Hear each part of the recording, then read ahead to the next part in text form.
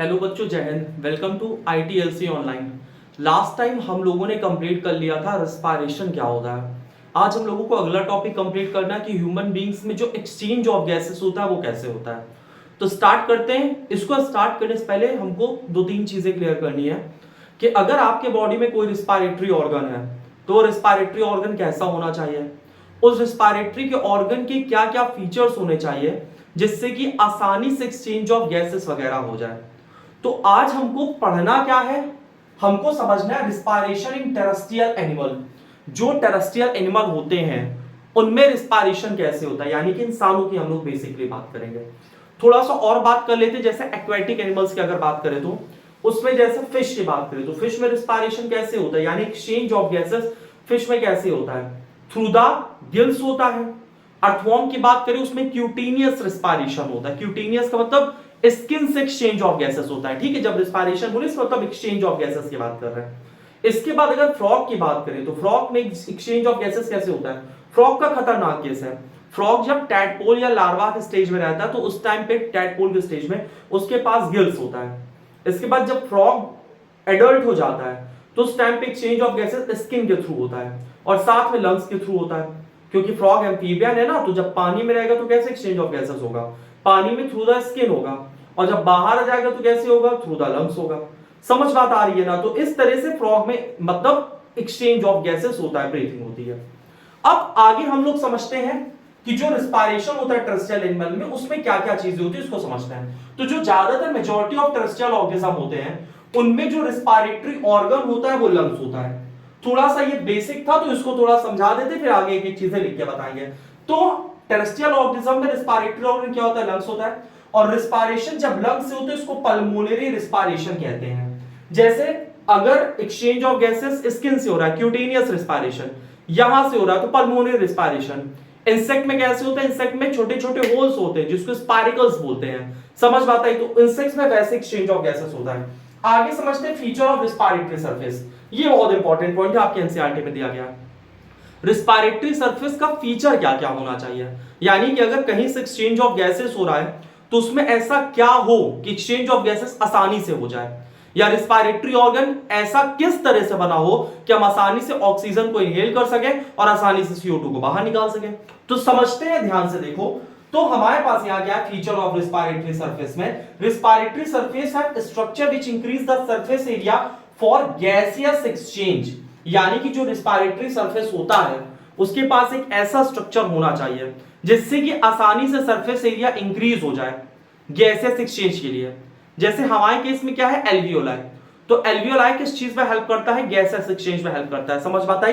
तो पहला पॉइंट यहां से क्लियर हो जाना चाहिए। दूसरा, the respiratory surface should have very fine thin and delicate membrane for easily diffusion of gases, यानी कि जो मेम्ब्रेन है काफी पतली होनी चाहिए, थिन होनी चाहिए, क्योंकि थिक मेम्ब्रेन से डिफ्यूजन आसानी से नहीं होता। तो मेम्ब्रेन कैसी होनी चाहिए, थिन। जैसे आपने पढ़ा है आर्टरीज, वीन्स और कैपिलरीज, अभी नहीं पढ़ा आगे पढ़ोगे। तो जो कैपिलरीज होती काफी थिन होती है तो उससे आसानी से डिफ्यूजन हो जाता है। बात समझ में आई। तो दूसरा फीचर क्या होना चाहिए, वो काफी थिन होनी चाहिए जिससे डिफ्यूजन ऑफ गैसेस आसानी से हो। और तीसरा important point, it should be richly supplied with blood vessels. उसमें ब्लड वेसल्स की सप्लाई अच्छी होनी चाहिए। ब्लड वेसल्स की सप्लाई से बेनिफिट क्या होगा, एक्सचेंज ऑफ गैसेस आसानी से हो जाएगा। जहां पे भी कुछ भी एक्सचेंज होना है वहां ब्लड वेसल्स की सप्लाई अच्छी होनी चाहिए। जैसे आपने समझा है विलाई, तो विलाई में भी क्या होता है, villi richly supplied with blood vessels for easy absorption of food. इसी तरह यहां पे जो रिस्पायरेटरी सरफेस है उसमें ब्लड वेसल्स की सप्लाई अच्छी होनी चाहिए जिससे कि एक्सचेंज आसानी से हो सके। और एक बहुत इंपॉर्टेंट पॉइंट, जो रिस्पायरेटरी ऑर्गन है ये अगर हमारे बॉडी के किसी ऐसे पार्ट में होगा जो आसानी से डैमेज हो सके तो ऐसी जगह इसको नहीं होना चाहिए, यानी कि जो रिस्पायरेटरी ऑर्गन है ये वेल प्रोटेक्टेड होना चाहिए हमारे बॉडी के अंदर।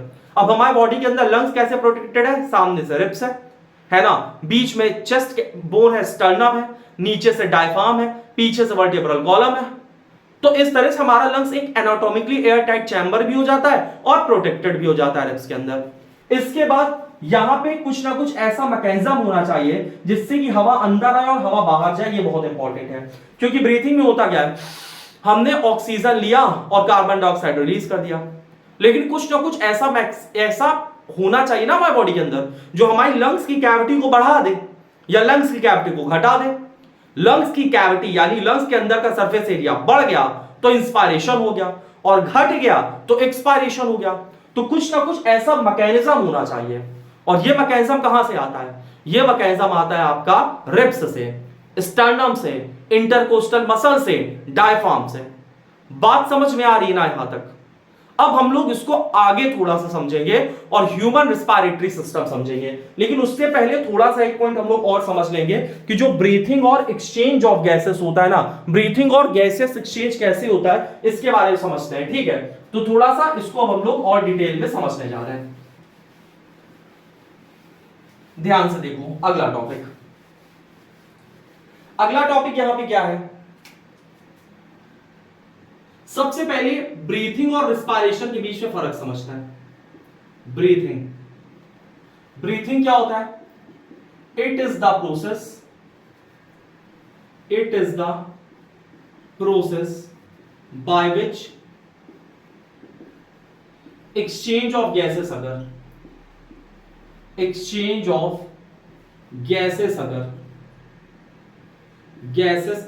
ये आपको समझना है। ब्रीथिंग क्या होता है? ब्रीथिंग एक ऐसा प्रोसेस होता है जिससे गैसेस एक्सचेंज होता है। यहां तक कोई प्रॉब्लम नहीं है। अब ब्रीथिंग फिजिकल प्रोसेस है कि केमिकल प्रोसेस है? तो breathing is a physical process. क्योंकि ब्रीथिंग में सिंपल क्या होता है, हम लोग ऑक्सीजन लेते हैं, कार्बन डाइऑक्साइड रिलीज कर देते हैं, तो ब्रीथिंग एक फिजिकल प्रोसेस है। ठीक है, इसके बाद इसके लिए हमको एटीपी की जरूरत नहीं पड़ती, तो it do not need energy, यानी इसको करवाने के लिए हमको एटीपी की जरूरत नहीं पड़ती, एनर्जी की जरूरत नहीं पड़ती है। अब ब्रीथिंग और रिस्पायरेशन में फर्क क्या है? तो ब्रीथिंग बच्चा पार्ट है रिस्पायरेशन का। Breathing is a part of respiration. Breathing is a part of respiration. Breathing किसका पार्ट है? रिस्पायरेशन का पार्ट है। और अगर ह्यूमंस की बात करें, ह्यूमन में रेट ऑफ ब्रीथिंग कितना होता है? ह्यूमन में रेट ऑफ ब्रीथिंग कितना होता है? तो 15 से 18 टाइम्स, 15 से 18 बार पर मिनट, यानी कि हमारे में जो रेट ऑफ ब्रीथिंग होती है कितना होता है? 15 से 18 टाइम्स पर मिनट। और रेट ऑफ ब्रीथिंग को हम लोग मेजर कैसे करते हैं? स्पायरोमीटर एक ऐसा डिवाइस होता है जिससे हम लोग रेट ऑफ ब्रीथिंग को क्या करते हैं? मेजर करते हैं। यहां तक कोई प्रॉब्लम तो नहीं है। अब आगे की बात करते हैं, आगे समझो रिस्पायरेशन में क्या क्या चीजें होती हैं। ठीक है, क्योंकि ब्रीथिंग हमने समझ लिया, तो ब्रीथिंग के साथ छोटा सा टॉपिक और समझ लेते हैं, रिस्पायरेशन। हालांकि आप लोग रिस्पायरेशन पढ़े हुए हो, ठीक है, क्योंकि आपको पता है कि ब्रीथिंग क्या होता है। Breathing is a part of respiration. तो रिस्पायरेशन समझते हैं। रिस्पायरेशन क्या होता है? तो रिस्पायरेशन में एक्चुअल में क्या होता है? It is the process by which energy is released from the food. ठीक है, तो रिस्पायरेशन क्या होता है? ये एक ऐसा प्रोसेस होता है जिससे एनर्जी रिलीज होती है, और एनर्जी रिलीज कहां से होती है? एनर्जी रिलीज फूड से होती है। क्लियर है ना? ये फिजिकल प्रोसेस है। रिस्पायरेशन कैसा है? It is a chemical process. और दो तरह की रिएक्शन होती है, कैटाबॉलिक रिएक्शन, एक एनाबॉलिक रिएक्शन। कैटाबॉलिक रिएक्शन में कुछ टूटता है, एनाबॉलिक रिएक्शन में कुछ फॉर्म होता है। समझ बात आ रही है कि नहीं आ रही है? अब आगे एक बात करते हैं, जैसे डाइजेशन कैसी रिएक्शन है? कैटाबॉलिक रिएक्शन है। फोटोसिंथेसिस कैसी रिएक्शन है? एनाबॉलिक रिएक्शन है। बात समझ में आ रही है ना? अब आगे हम लोग समझते हैं कि ह्यूमन बीइंग्स में जो रिस्पायरेटरी ऑर्गन होता है वो कैसे होता है, या फिर mechanism of breathing in human beings. ठीक है, तो अगला टॉपिक हम लोग स्टार्ट करेंगे कि हम लोगों में ब्रीथिंग कैसे होता है। तो mechanism of breathing in human beings, ध्यान से देखना अगला टॉपिक। अगला टॉपिक है mechanism of breathing in human. इंसानों में मैकेनिज्म ऑफ ब्रीथिंग कैसे होता है? तो आपको पता है सबसे पहले हम लोग ऑक्सीजन लेते हैं। कहां से लेते हैं? नोज से। तो एक बार हम लोग रिस्पायरेटरी पैसेज समझते हैं कि हम लोग ऑक्सीजन कहां से लेते हैं और वो जाता कहां पे है। सबसे पहले हम लोग नोज से क्या करते हैं? इनहेलेशन करते हैं। इनहेलेशन मतलब ऑक्सीजन लेना। नोज से कहां जाता है? Nasal passage. Nasal passage. अब नेसल पैसेज से कहां जाती है? नेसल पैसेज से आपकी जाती है फायरिंग्स। फायरिंग्स, ठीक है। फायरिंग्स के बाद कहां जाती है? फायरिंग्स के बाद जाती है ट्रैकिया। ट्रैकिया। ट्रैकिया के बाद कहां जाती है? ट्रैकिया के बाद जाती है ब्रोंकाई। ब्रोंकाई। ब्रोंकाई के बाद कहां जाती है? ब्रोंकियोल्स। ब्रोंकियोल्स। ब्रोंकियोल्स के बाद कहां जाती है? एल्वियोलाई। अभी हम आपको इसको एक्सप्लेन करेंगे डायग्राम बना के, लेकिन पहले ये सारी चीजें आप समझ लो। सबसे पहले नोज से क्या होता है? एयर हमारे बॉडी के अंदर जाती है। नसल पैसेज में क्या होता है और क्या क्या चीजें होती है पूरे रिस्पायरेटरी पैसेज में, इसको बता देते हैं। सबसे पहले जो हमारा नोज होता है, हमारे नोज में फाइन हेयर होते हैं। फाइन हेयर होते हैं। हेयर का फंक्शन क्या होता है? ये ट्रैप करते हैं। किसको ट्रैप करते हैं? डस्ट पार्टिकल को ट्रैप करते हैं, ठीक है। डस्ट पार्टिकल को ट्रैप करते हैं। तो हमारा जो नेसल पैसेज होता है, इसमें फाइन हेयर होते हैं, छोटे छोटे हेयर्स होते हैं हमारे नोज में, जिसका काम क्या होता है? जो भी डस्ट पार्टिकल है उसको ट्रैप कर लेना, ठीक है। डस्ट पार्टिकल यहां पे ट्रैप हो जाता है। इसके साथ साथ में और क्या होता है? यहां पे जो एयर होती है, एयर मॉइस्चर होती है। एयर मॉइस्चर होती है, यानी अगर बाहर से आप ड्राई एयर इनहेल कर रहे हो तो उसमें थोड़ा सा मॉइस्चर आ जाएगा हमारे नेसल पैसेज में। और एक चीज और होता है कि जो टेम्परेचर होता है एयर का, टेम्परेचर ऑफ एयर कितना हो जाता है? हमारे बॉडी टेम्परेचर के बराबर। हमारे बॉडी टेम्परेचर के बराबर। तो नेसल पैसेज में, नोज में 3 काम होता है नेसल पैसेज में। पहला जो नाक में फाइन एयर होती है उसका काम होता है डस्ट पार्टिकल वगैरह को ट्रैप करना, ठीक है। इसका एयर को मॉइस्चराइज करना, जिससे कि वो आसानी से डिफ्यूजन हो सके गैसेस का। इसके साथ साथ में टेम्परेचर ऑफ एयर हमारे बॉडी टेम्परेचर के बराबर हो जाती है, जिससे कि लंग्स में किसी तरह कोई प्रॉब्लम ना और एक्सचेंज ऑफ गैसेस आसानी से हो सके। यहां तक बात समझ में आ रही है? अब आगे समझो, आगे क्या होता है? फायरिंग्स क्या होता है? It is common passage for food and air. It is common passage for food and air. For food and air. तो बच्चा फायरिंग्स क्या होता है? कॉमन पैसेज है फूड और एयर के लिए। समझ बात आई? इसके बाद ट्रैकिया। ट्रैकिया से होता हुआ जो एयर होती है ब्रोंकाई में जाता है, ब्रोंकियोल्स में जाता है, एल्वियोलाई में जाता है। एल्वियोलाई क्या है? बलून लाइक स्ट्रक्चर है। Balloon like structure through which gaseous exchange occur. Through which gaseous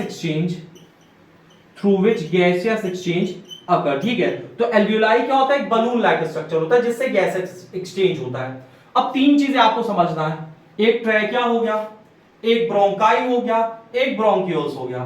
तो जो ट्रैकिया होता है, ब्रोंकाई होता है, ब्रोंकियोल्स होता है, इसमें क्या होती है? कार्टिलेज की रिंग होती है। कार्टिलेज की रिंग होती है।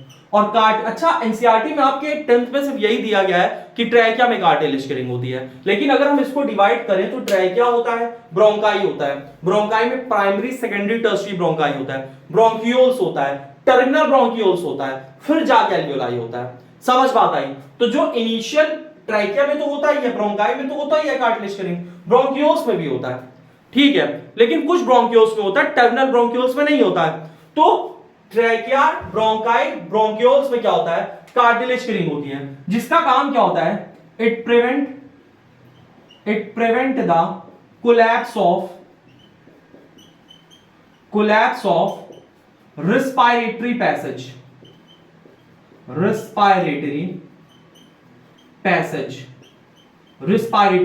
ठीक है। तो यहां पे जो कार्टिलेज की रिंग होती है, इसका काम होता है कि जो रिस्पायरेटरी पैसेज हमारा वो कोलैप्स ना कर जाए। तो इसको कोलैप्स होने से बचाने का काम किसका होता है? हमारी कार्टिलेज की रिंग का होता है। कार्टिलेज रिंग यू शेप की होती है, हेलाइन कार्टिलेज से बनी हुई है, लेकिन अभी ये आपको बहुत ज्यादा समझना नहीं है। अब आगे की बात करते हैं, आगे समझो ध्यान से। अब हम लोग इसका स्ट्रक्चर बनाते हैं, इसको आप लोग एक बार नोट कर लेना। अब हम लोग इसका एक स्ट्रक्चर बनाते हैं और उस स्ट्रक्चर से हम लोग ये सारी चीजें समझेंगे। ध्यान से देखो इसका स्ट्रक्चर, प्रॉपर स्ट्रक्चर।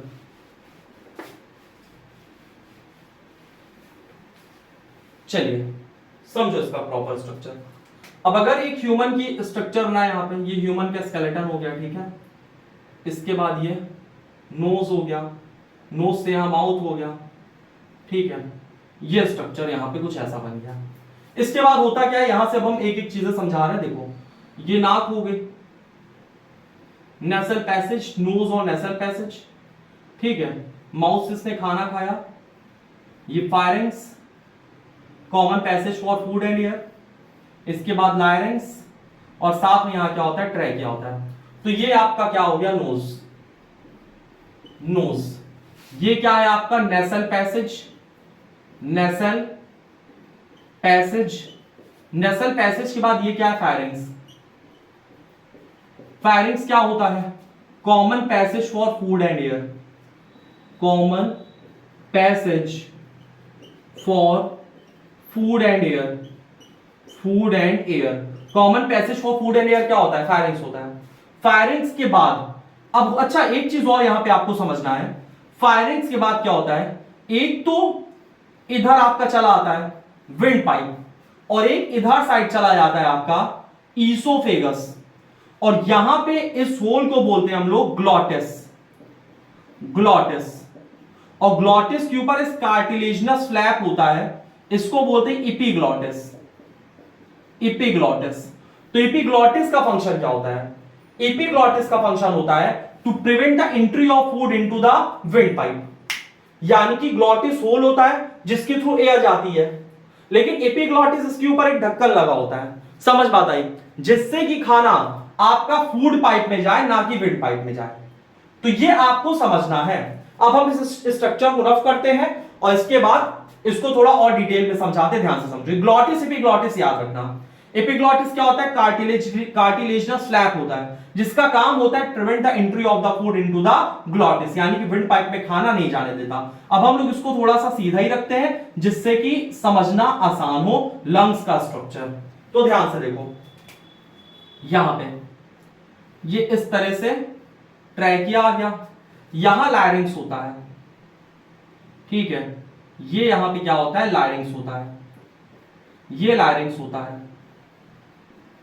लायरिंग्स क्या है बच्चा, साउंड बॉक्स है, साउंड बॉक्स है, और साउंड बिना वाइब्रेशन के प्रोड्यूस नहीं होता।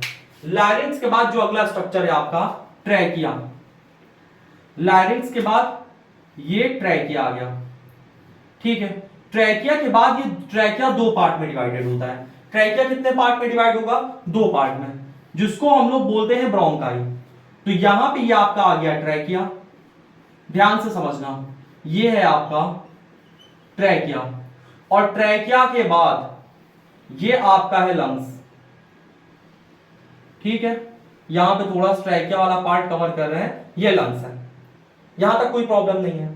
अब लंग्स के में क्या क्या होता है, यहां पे इस तरह से रिप्स होती हैं, ये जो गोल गोल स्ट्रक्चर बना रही ये रिप्स है। कितनी रिप्स होती हैं, 12 पेयर रिप्स होती हैं, ठीक है। हमारे में टोटल कितने पेयर रिप्स होती हैं, 12 पेयर रिप्स होती हैं। उसमें से कुछ ट्रू रिप्स हैं, कुछ फॉल्स रिप्स हैं, और कुछ यहां पे फ्लोटिंग रिप्स हैं। और ये यहां पे है डायफ्राम, एक मस्कुलर फ्लैप, डायफ्राम। ये डायफ्राम है, यहां पे ये क्या है, रिप्स। ये क्या है बीच में, ये इंटरकोस्टल मसल है, इंटरकोस्टल मसल।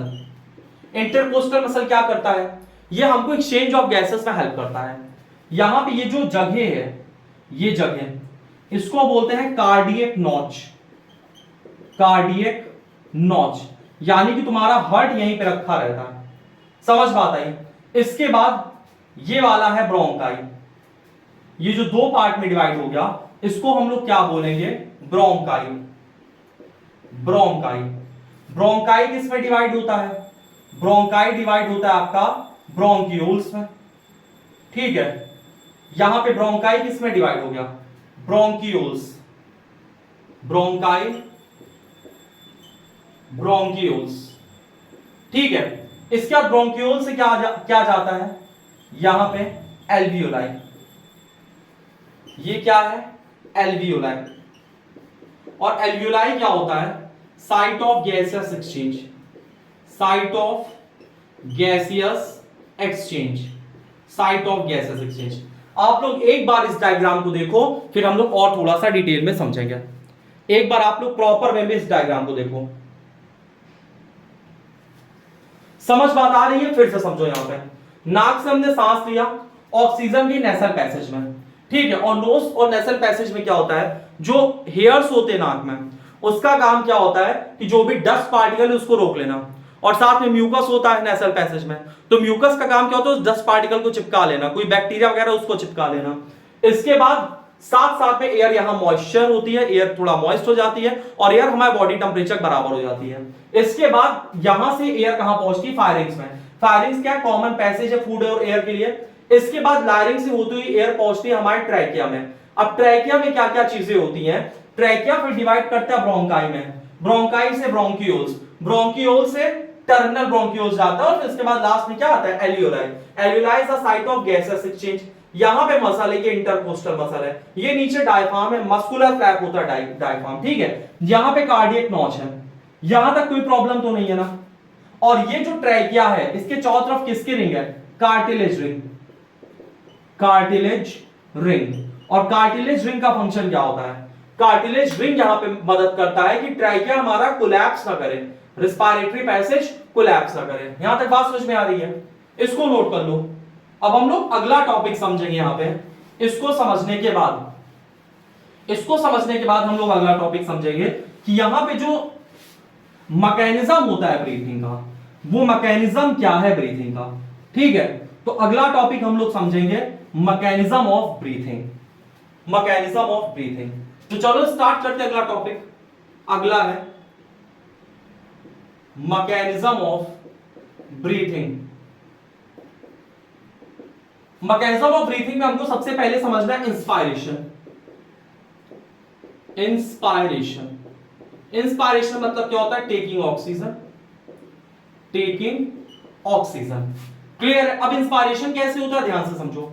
इंस्पायरेशन में सबसे पहले आपकी जो इंटरकोस्टल मसल होती है, इंटरकोस्टल मसल, ये क्या करती है intercostal muscle, it pulls the rib, it pulls the rib outward, ये रिब्स को आउटवर्ड पुल करती है। अभी ध्यान से समझना, it pulls the rib outward, ये रिब्स को आउटवर्ड पुल करती है। इसके साथ साथ में क्या होता है, जो आपका डायफ्राम होता है, डायफ्राम, डायफ्राम आपको कॉन्ट्रैक्ट करता है, और कॉन्ट्रैक्ट करके डायफ्राम कैसा हो जाता है, फ्लैट। इससे होता क्या है, जो लंग्स की कैविटी है, लंग्स की कैविटी इंक्रीज, लंग्स की कैविटी बढ़ जाती है, और जो लंग्स का प्रेशर है, लंग्स का प्रेशर डिक्रीज। इससे होता क्या है, इंस्पायरेशन, इंस्पायरेशन। यानी यहां क्या क्या हुआ, ध्यान से देखो। एक तरफ का आपका लंग्स बना रही है, एक तरफ का लंग्स है। डायफ्राम यहां पे कॉन्ट्रैक्ट करके फ्लैट हो गया, ये डायफ्राम फ्लैट हो गया। और यहां पे है क्या, ये आपकी रिब्स है और साथ साथ में इंटरकोस्टल मसल है, ठीक है। ये आपकी रिब्स है और इंटरकोस्टल मसल है। अब होगा क्या यहां पे, ये सुनो, ये इंटरकोस्टल मसल क्या करेंगे, रिब्स को अपवर्ड पुल करेंगे। और जब रिब्स को अपवर्ड पुल करेंगे और नीचे का जो डायफ्राम है, डायफ्राम कैसा हो गया, फ्लैट हो गया। और कैसे फ्लैट हुआ, कॉन्ट्रैक्ट करके, कॉन्ट्रैक्ट करके। तो जो अंदर का वॉल्यूम है, अंदर का वॉल्यूम बढ़ गया। अब वॉल्यूम कैसे बढ़ा, ध्यान से देखो। अगर डायफ्राम ऐसे होता तो अंदर का वॉल्यूम कम होता, अंदर कम एयर आती, लेकिन और प्रेशर भी ज्यादा होता है इस कंडीशन में। लेकिन जब डायफ्राम ऐसे फ्लैट है, इस टाइम पे डायफ्राम कैसा है, फ्लैट है।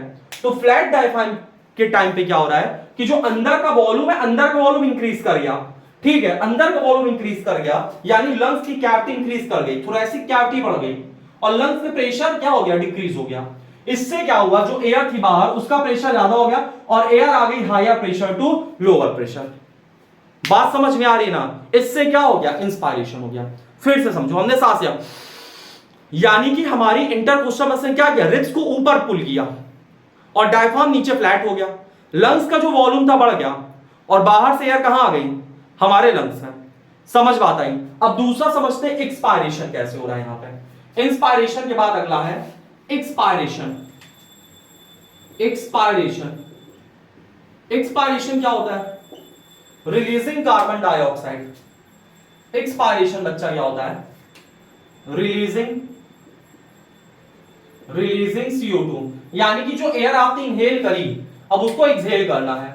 अब इसमें होता क्या है, जो इंटरकोस्टल मसल होती है, it pulls the ribs inward, ये रिब्स को कहां पुल करती है, इनवर्ड, वहां आउटवर्ड था यहां इनवर्ड, और यहां डायफ्राम कॉन्ट्रैक्ट नहीं करता, यहां डायफ्राम क्या करता है, रिलैक्स करता है, डायफ्राम यहां रिलैक्स कर जाएगा, और रिलैक्स करने से फ्लैट से कैसा हो जाएगा, डोम शेप का हो जाएगा।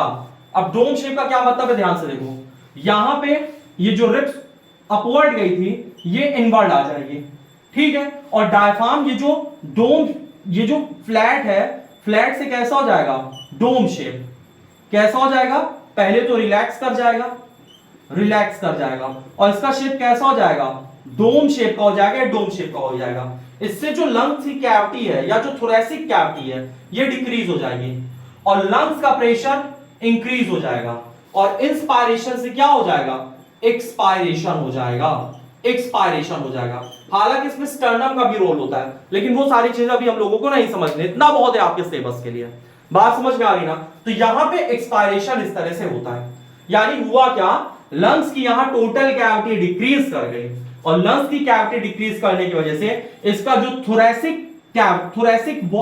प्रेशर है, थोरेसिक प्रेशर बढ़ गया, ठीक है, और इस वजह से जो एयर थी, एयर कहां चली गई, बाहर चली गई। एक और छोटी सी चीज बता देते हैं, लंग्स जो होता है ना, इसके हमारे चारों तरफ दो लेयर होती है, मतलब एक कवरिंग होती है, इसको बोलते हैं प्लूरा, और प्लूरा के बीच में प्लूरल फ्लूइड होता है जो कि इसको फ्रिक्शन वगैरह से प्रोटेक्ट करता है, ठीक है ना यहां तक। अब आगे की बात समझते हैं कि हमारे बॉडी में ऑक्सीजन और CO2 का ट्रांसपोर्ट कैसे होता है। चलो अगला टॉपिक समझेंगे, how the transport of oxygen and carbon dioxide अगर। तो सबसे पहले ट्रांसपोर्ट ऑफ ऑक्सीजन समझते हैं, ट्रांसपोर्ट ऑफ ऑक्सीजन। हमारे बॉडी में ऑक्सीजन का ट्रांसपोर्ट कैसे होता है हमको ये समझना है।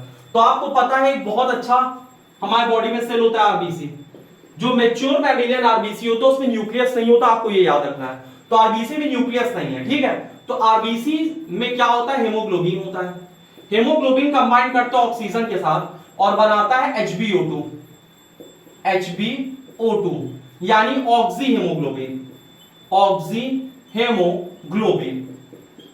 तो ऑक्सी हेमोग्लोबिन यानी हेमोग्लोबिन ऑक्सीजन के साथ कंबाइन करके कितने परसेंट ट्रांसपोर्ट होता है, 97% ऑक्सीजन ऐसे ट्रांसपोर्ट होती है। हेमोग्लोबिन का मेन कंपोनेंट क्या होता है, मेन एलिमेंट क्या होता है, आयरन होता है, ये आपको याद रखना है। एक हेमोग्लोबिन मैक्सिमम कितने ऑक्सीजन कैरी करता है, 4 ऑक्सीजन कैरी करता है। इसके बाद बाकी 3% कैसे जाता है, डिसॉल्व फॉर्म में, डिसॉल्व फॉर्म में बाकी 3% ऑक्सीजन ट्रेवल करता है। कहां से ट्रेवल करता है, प्लाज्मा में, प्लाज्मा में।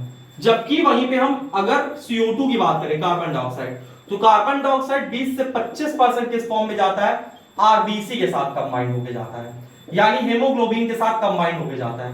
बाकी करीब 70% कैसे आता है, 70 से 75% बाइकार्बोनेट के फॉर्म में, बाइकार्बोनेट के फॉर्म में। और बाकी जो 7% होता है, 7% और किस फॉर्म में जाता है, dissolve form, dissolve form in plasma, in plasma. यहां तक बात समझ में आ गई है। अब एक चीज और बताते हैं आपको, ध्यान से देखो, आपके एनसीईआरटी में कॉन्सेप्ट दिया गया रेसिडुअल वॉल्यूम। रेसिडुअल वॉल्यूम क्या होता है, रेसिडुअल वॉल्यूम। अब रेसिडुअल वॉल्यूम क्या होता है ये समझो। जैसे होता क्या है, जब आप इंस्पायरेशन करते हो तो यार आपके लंग्स के अंदर जाती है, तो तुरंत कैसे पूरे बॉडी में पहुंच जाती है। जैसे क्या होता है, आप टंकी चलाएं, ठीक है, मतलब टंकी के जो नीचे टोटी लगी वो चलाएं, और टोटी का पानी कहां से आ रहा है, टंकी से आ रहा है, ऑब्वियस सी बात है। तो तुरंत ही कैसे पानी निकल आता है, जरूर पाइप में पानी भरा है तभी तो टोटी खोलते ही पानी निकल आया। बात समझ में आ रही ना। इसी तरह हमारे लंग्स में हमेशा एयर होती है, जिसको कि आप कितना भी मेहनत करके बाहर निकाल लो, हमेशा कुछ ना कुछ एयर बनी रहेगी आपके लंग्स में। इसी को रेसिडुअल वॉल्यूम कहते हैं। तो रेसिडुअल वॉल्यूम क्या होता है, the amount of air remain in lungs जो हवा हवा हमारे लंग्स में हमेशा रहती है, amount of remain in lungs after expiration, इसी को हम लोग रेसिडुअल वॉल्यूम कहते हैं। और ये हवा कितनी होती है, 1100 से 1200 ml, इतनी हवा हमारे लंग्स में हमेशा होती है। और हम एक बार में कितनी सांस लेते कितनी छोड़ते हैं, करीब 500 ml। हम एयर क्या करते हैं, इंस्पायर करते हैं, इसको बोलते हैं टाइडल वॉल्यूम, टाइडल वॉल्यूम इसको बोलते हैं। अब एक और इंपॉर्टेंट चीज, जो लोग सिगरेट स्मोकिंग करते हैं, तो सिगरेट स्मोकिंग से क्या होता है ये तुमको बताते हैं। सिगरेट स्मोकिंग से एक बीमारी होती है एम्फाइसेमा, उससे जो एल्यूलाई का सरफेस एरिया होता है वो कम हो जाता है। तो सिगरेट स्मोकिंग से एम्फाइसेमा होता है, ये आपको याद रखना है। और एक और इंपॉर्टेंट चीज, जैसे जो यूनिसेलुलर ऑर्गेनिज्म होते हैं, इसको नोट कर लो, ठीक है। जो यूनिसेलुलर ऑर्गेनिज्म होते हैं, यूनिसेलुलर ऑर्गेनिज्म का मतलब, जैसे अगर हम बात करें अमीबा की, ठीक है, यहां पे अगर हम अमीबा की बात करें, ये अमीबा है। अमीबा में एक्सचेंज ऑफ गैसेस कैसे होता है, डिफ्यूजन से होगा, डिफ्यूजन से होगा। तो लोअर ऑर्गेनिज्म में एक्सचेंज ऑफ गैसेस डिफ्यूजन से हो जाता है। लेकिन हम लोगों में लंग्स की जरूरत पड़ती है और रेस्पिरेटरी पिगमेंट की जरूरत पड़ती है, आरबीसी की जरूरत पड़ती है, क्योंकि हम लोग कॉम्प्लेक्स ऑर्गेनिज्म है। समझ बात आई। और अगर डिफ्यूजन से हमारे में ऑक्सीजन पूरे बॉडी में जाएगा तो कम से कम 2.5 से 3 साल लग जाएंगे सिर्फ सर से लंग से पैर तक पहुंचने में। तो इस वजह से हमारे बॉडी में क्या होता है, हीमोग्लोबिन होता है, आरबीसी होता है, जो कि ब्लड के थ्रू ऑक्सीजन ट्रेवल करता है हमारी बॉडी में। और एक और इंपॉर्टेंट चीज, हमारे लंग्स का सरफेस एरिया बहुत ज्यादा होता है। कितना होता है, 80 मीटर स्क्वायर। हमारे लंग्स का सरफेस एरिया इतना होता है। एक बार रिवीजन कर लेते हैं आज का सिलेबस, फिर आगे हम लोग समझते हैं। अभी तक हम लोगों ने क्या पढ़ा, हम लोगों ने पढ़ा कि ब्रीथिंग और रिस्पायरेशन के बीच में डिफरेंस क्या होता है। ब्रीथिंग क्या होता है, ब्रीथिंग एक फिजिकल प्रोसेस है जिसमें सिर्फ एक्सचेंज ऑफ गैसेस होता है। रिस्पायरेशन एक केमिकल प्रोसेस है जिसमें एनर्जी का ब्रेकडाउन होता है। इसके बाद यानी एनर्जी रिलीज होती है फूड से। इसके बाद हम लोगों ने समझा कि हम लोगों में जो एक्सचेंज ऑफ गैसेस होता है वो किसके थ्रू होता है, लंग्स के थ्रू होता है। और एयर हमारे बॉडी में कैसे आती है, नोज, नोज के बाद नेसल पैसेज, नेसल पैसेज के बाद firings, firings is a common passage for food and air. इसके बाद लायरिंग्स से होता हुआ एयर जाता है कहां पे, ट्रैकिया में। ट्रैकिया के बाद ब्रोंकाई, ब्रोंकाई के बाद ब्रोंकियोस, ब्रोंकियोस के बाद alveoli, and alveoli is the site of gases exchange. अब इसके बाद हमारा लंग्स कैसे डिजाइन होता है जिससे कि आसानी से हम लोग गैसेस एक्सचेंज कर सकें। तो हमारा लंग्स किस तरह से डिजाइन होता है इसको समझते हैं। इंटरकोस्टल मसल प्रेजेंट होती है, रिब्स प्रेजेंट होती है, नीचे डायफ्राम होता है, स्टर्नम होता है। तो इंटरकोस्टल मसल क्या करती है, ये हमारे रिब्स और स्टर्नम को अपवर्ड पुल करती है, ठीक है। और जब अपवर्ड जाता है हमारा रिब्स, तो नीचे जो डायफ्राम होता है वो फ्लैट हो जाता है, जिससे कि थोरैसिक वॉल्यूम इंक्रीज कर जाता है, लंग्स का वॉल्यूम इंक्रीज कर जाता है, और लंग का प्रेशर डिक्रीज कर जाता है, बाहर से एयर इंटर करती है, इसको बोलते हैं इंस्पायरेशन। एक्सपायरेशन कैसे होता है, जो हमारी इंटरकोस्टल मसल है वो रिब्स को फिर से इनवर्ड पुल करती है, इनवर्ड, पहले आउटवर्ड फिर इनवर्ड। और जब इनवर्ड पुल करती है तो हमारा डायफ्राम जो है वो रिलैक्स होता है, और रिलैक्स करके डोम शेप का हो जाता है। उस कंडीशन में जो लंग्स का जो अंदर की कैविटी, लंग्स की कैविटी डिक्रीज करती है और लंग्स का प्रेशर इंक्रीज करता है, इसको बोलते हैं एक्सपायरेशन। इसके बाद हमेशा कुछ ना कुछ अमाउंट ऑफ एयर हमारे लंग्स में रहती है, इसको रेसिडुअल वॉल्यूम कहते हैं। यहां तक बात समझ में आ गई। इसके बाद हमारे बॉडी में ऑक्सीजन कैसे ट्रांसपोर्ट होता है, डिफ्यूजन से नहीं होगा, diffusion is a slow process. तो कैसे ट्रांसपोर्ट होगा, ये ट्रांसपोर्ट होता है पिगमेंट से। पिगमेंट क्या है, हीमोग्लोबिन। एक हीमोग्लोबिन कितने ऑक्सीजन कैरी करता है, एक हीमोग्लोबिन 4 ऑक्सीजन को कैरी करता है। और क्या बनाता है, ऑक्सी हीमोग्लोबिन। तो 97% ऑक्सीजन हीमोग्लोबिन के साथ कंबाइंड होकर जाती है और 3% डिसॉल्व फॉर्म में प्लाज्मा में जाती है। कार्बन डाइऑक्साइड की बात करें, 20 से 25% कार्बन डाइऑक्साइड किसके साथ कंबाइंड होती है, हीमोग्लोबिन के साथ। बाकी की 70 से 75% कैसे आती है, बाइकार्बोनेट के फॉर्म में जाती है। और इसके साथ साथ में जो बाकी की बची हुई है करीब 7%, वो प्लाज्मा में डिसॉल्व फॉर्म में होकर जाती है। इसके बाद कितनी एयर हम लेते और छोड़ते हैं, टाइडल वॉल्यूम, करीब 500 ml के करीब हम एयर इंस्पायरेशन करते हैं। और हमारे जो लंग्स होता है, लंग्स हमारा एक एनाटॉमिकली एयर टाइट चैम्बर है। यहां तक चीजें क्लियर है। आई होप आपको चीजें समझ में आई होंगे। मिलते हैं हम लोग नेक्स्ट क्लास में ट्रांसपोर्टेशन इन ह्यूमन बींग्स के साथ। तब तक के लिए जय हिंद।